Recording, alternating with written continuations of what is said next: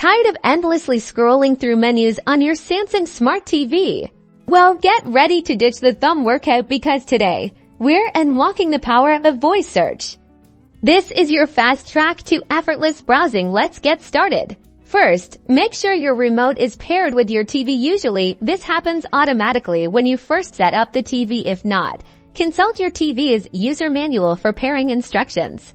Next, locate the microphone button on your Samsung Smart TV remote. It usually looks like a small microphone icon. Press and hold this button.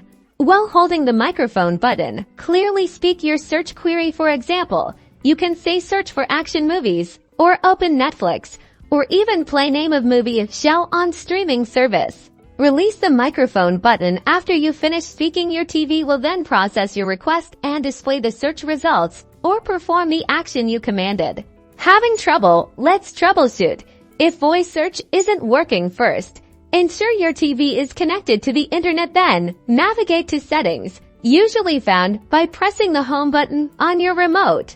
From the settings menu, look for general, then accessibility, and finally voice guide. Ensure voice guide is turned off, as it can sometimes interfere with voice search.